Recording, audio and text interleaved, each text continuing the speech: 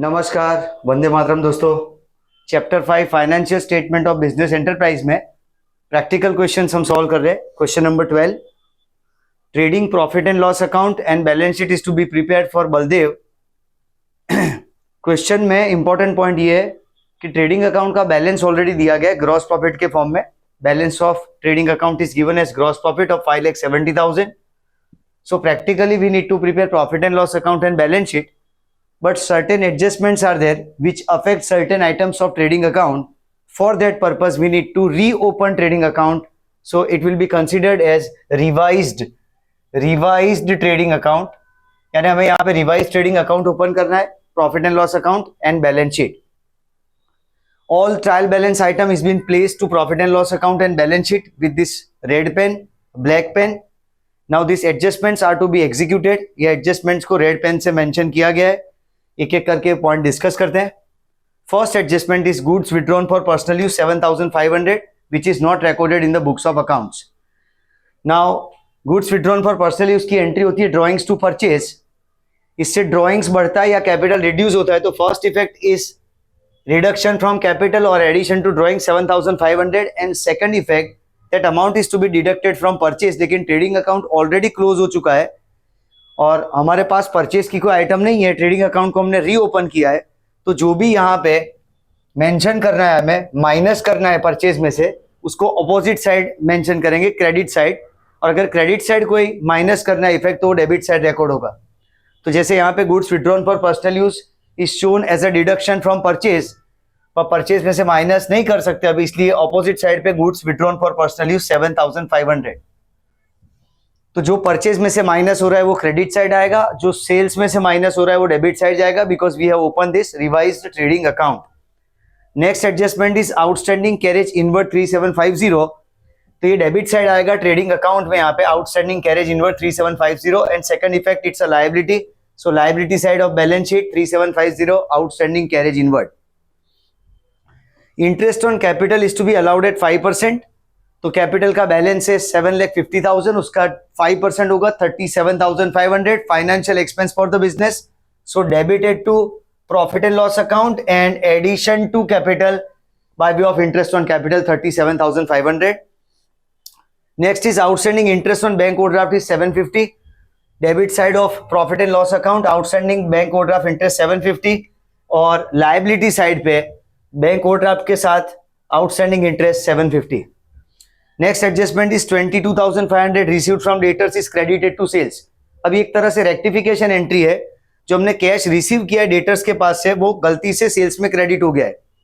तो right entry is cash to debtor, wrong entry is cash to sales because it is been credited to sales.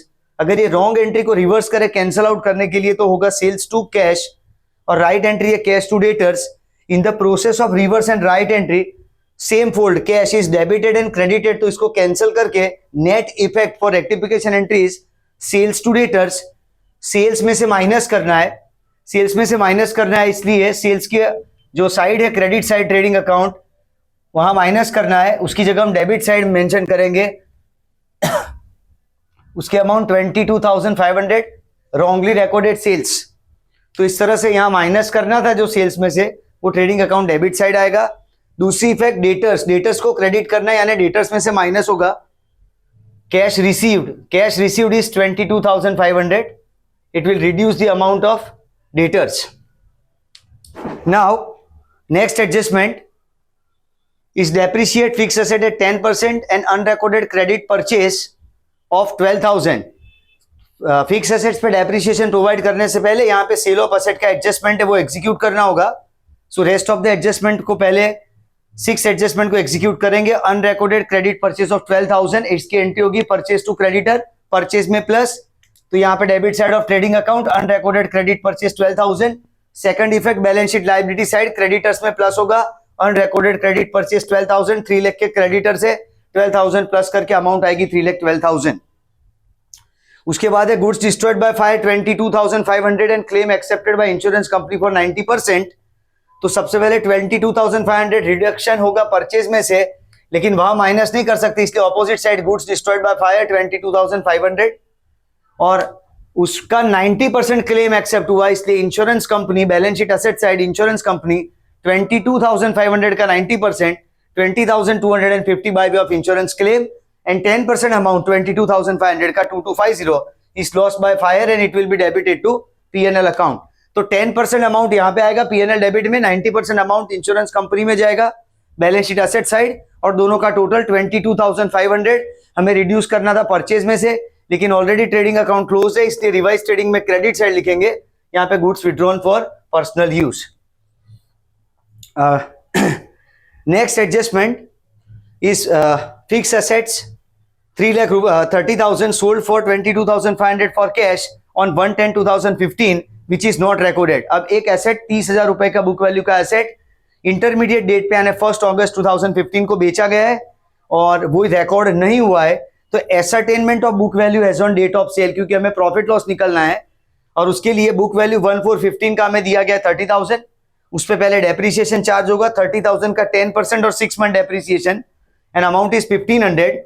वो minus करने पे 28,500 is the book value as on date of sale. Selling price is 22,500. So loss on sale of asset, loss on sale of asset is amounted to 6,000. तो entry यहाँ पे set इस तरह से होगी, cash account debit 22,500, loss on sale of asset debit 6,000 जो कि PNL में जाएगा एंड डेप्रिसिएशन भी पीएनएल में जाएगा 1,500 एंड टू फिक्स असेट्स 30,000. तो फर्स्ट इफेक्ट यहाँ फिक्स असेट्स में से माइनस करेंगे, फिक्स असेट सोल्ड 30,000. एक क्रेडिट इफेक्ट ये हुआ. डेबिट इफेक्ट 3 पार्ट में डिवाइडेड है. एक कैश बैलेंस को ऑल्टर करेगा 22,500, कैश बढ़ेगा इसलिए कैश में प्लस, कैश बैलेंस में प्लस करेंगे 22,500 तो उसका बैलेंस हो जाएगा 45,000. और ये दोनों effect loss on sale of asset and depreciation will be debit side to profit and loss account. So 6,000 is loss on sale of asset and depreciation on fix asset sold is 1,500. तो इस तरह से ये adjustment पास करना है. After that depreciation on fix asset is 10%. तो remaining जो fix asset है 675 माइनस 30,000 करने पे 6,45,000 और उस पे जो डेप्रिसिएशन की अमाउंट है 64,500 वो माइनस करने पे net effect of asset is 5,80,500 और ये 64,500 debit side of profit and loss account, depreciation on fix asset 64,500. तो इस तरह से यहाँ पे एडजस्टमेंट एग्जीक्यूट करने हैं. सबसे इंपॉर्टेंट पॉइंट है ट्रेडिंग अकाउंट को रीओपन करना, रिवाइज ट्रेडिंग अकाउंट, और उसमें जो जो एडजस्टमेंट जो परचेज में से माइनस हो रहा है उसको हम क्रेडिट साइड यहाँ शो करेंगे. जैसे goods withdrawn for personal use का 7,500 and goods destroyed by fire का 22,500, और जो सेल्स में से माइनस करता था रॉन्गली रिकॉर्डेड सेल्स उसको हम डेबिट साइड प्लेस करेंगे. इस तरह से रिवाइज ट्रेडिंग अकाउंट प्रिपेयर होगा. फाइनली रिवाइज ट्रेडिंग अकाउंट को क्लोज करने पे credit side total is 6 lakh and debit side total is 3,38,250. So difference is 5,61,750. 5,61,750 is the amount of revised gross profit. It will be transferred to profit and loss account credit side 561,750.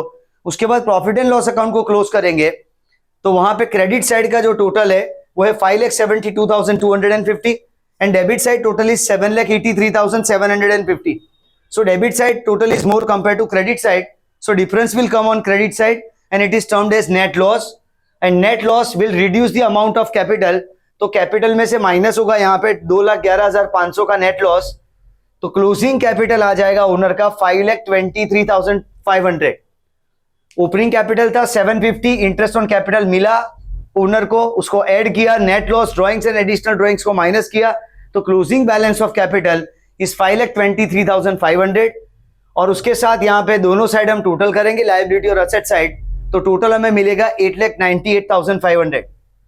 तो इस तरह से ये question को finalise करना है.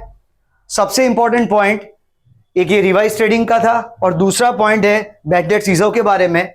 ये question number 12 है और क्वेश्चन नंबर 11 में सेम पॉइंट था बैड डेट रिजर्व के बारे में, उसको जरा समझ लेते हैं.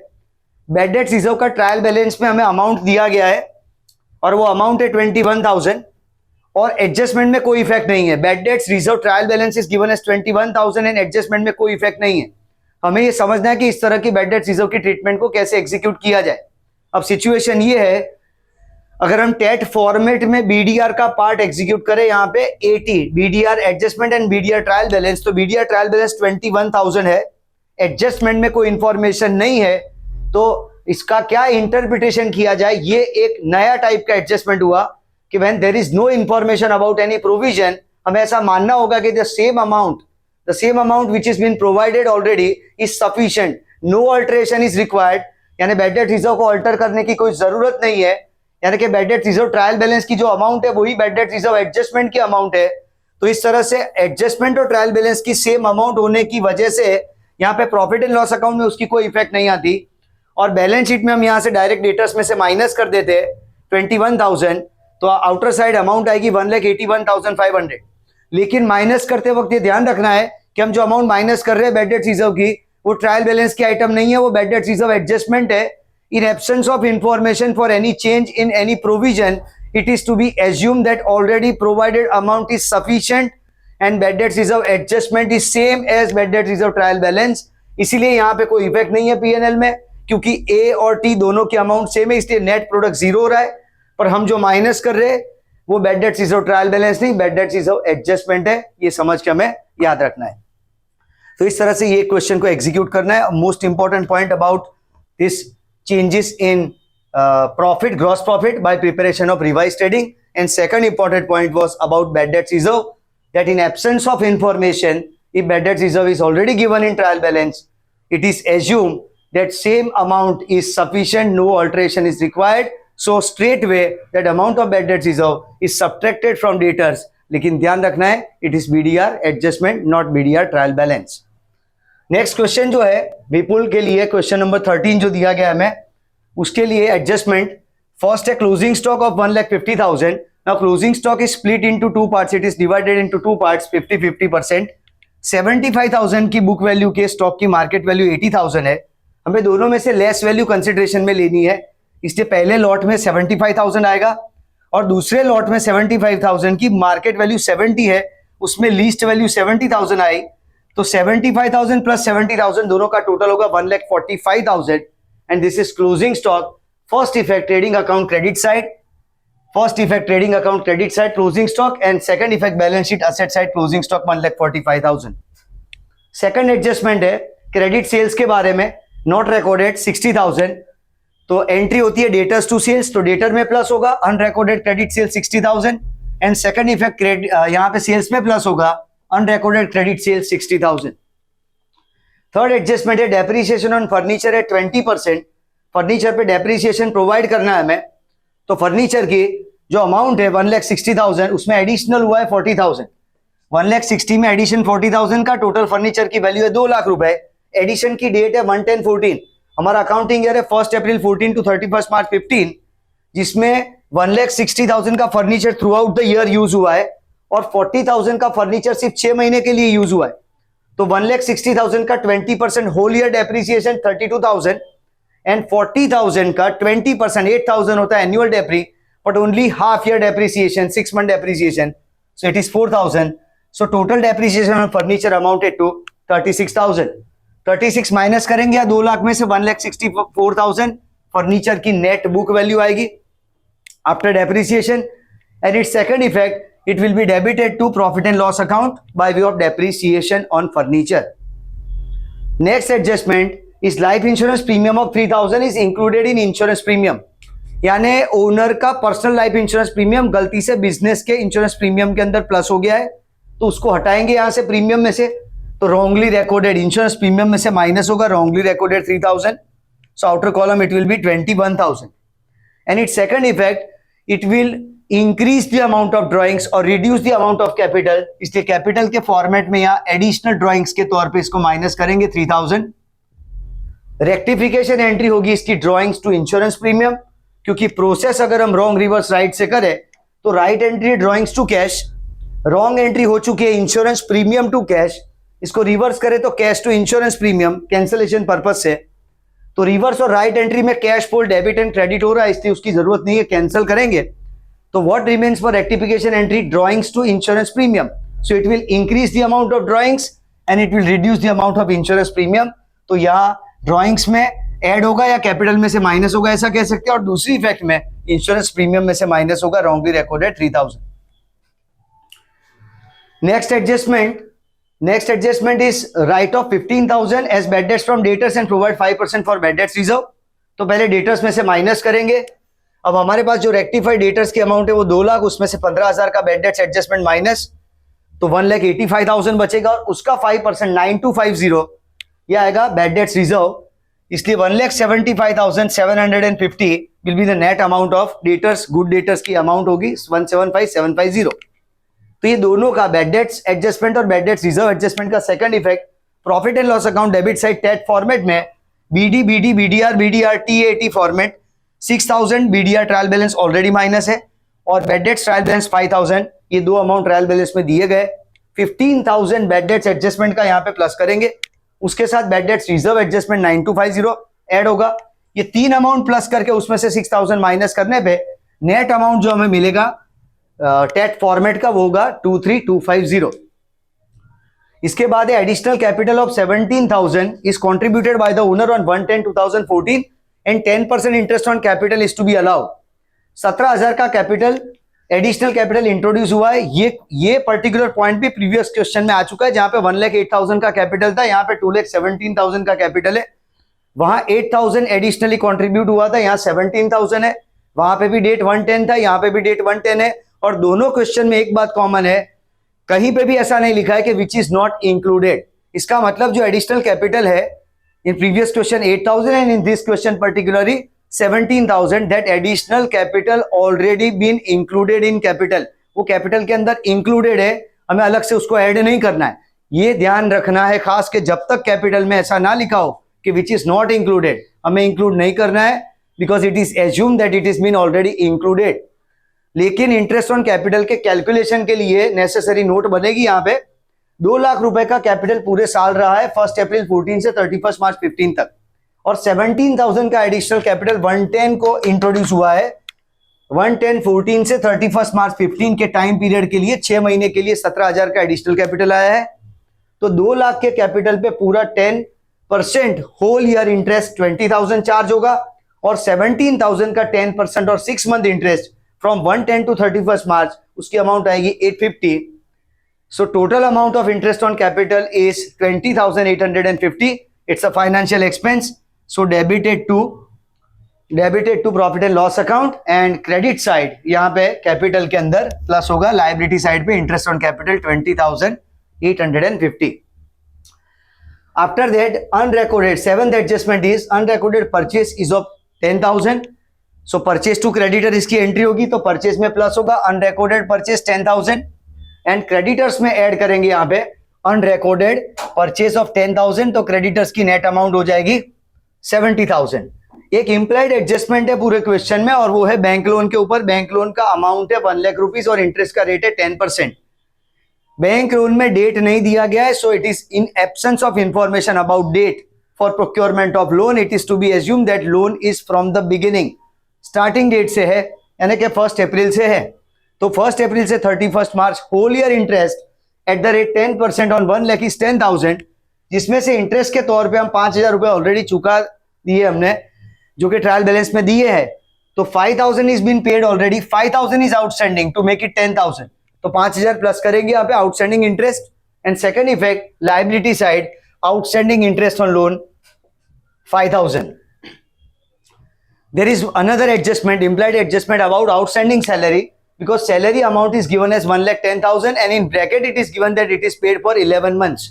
1,10,000 is for 11 months. So monthly salary is 10,000.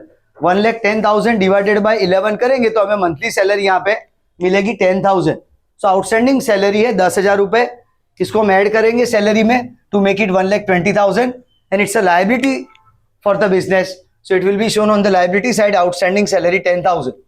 तो इस तरह से एक्सप्रेसिव और इम्प्लाइड एडजस्टमेंट को एग्जीक्यूट करने के बाद ट्रेडिंग अकाउंट को क्लोज करना है। ट्रेडिंग अकाउंट में क्रेडिट साइड टोटल है 8 लाख और डेबिट साइड टोटल है 3,16,000.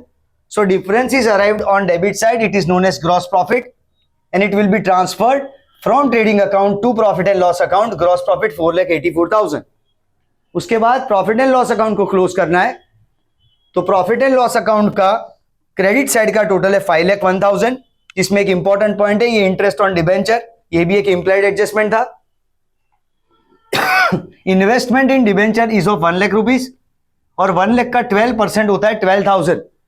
इंटरेस्ट रिसीवेबल अमाउंट इज 12,000, जिसमें से सिर्फ 6,000 हमें मिल चुका है ट्रायल बैलेंस के हिसाब से.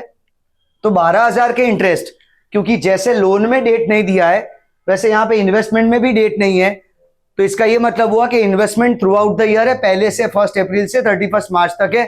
Whole year interest is to be received, और वो 12,000 का उसका अमाउंट होता है, लेकिन 12,000 में से सिर्फ 6,000 हमें मिला हुआ है, इसका मतलब 6,000 आउटस्टैंडिंग है, जिसको हम ऐड करेंगे टू मेक इट 12,000, और जो 6,000 यहाँ प्लस किया वो असेट है बिजनेस के लिए, so it will be on the asset side accrued interest on debenture 6,000. Now credit side of profit and loss account total is 5,01,000 and debit side total is 2,61,100.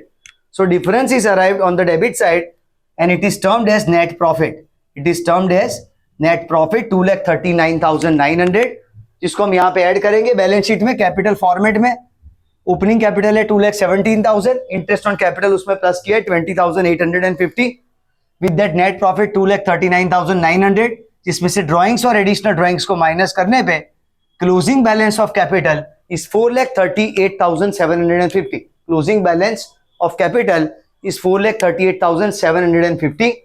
इसके साथ साथ जो रिमेनिंग आइटम्स है उसको place करके balance sheet का total हम निकालेंगे और उसका अमाउंट आएगा 6,46,750।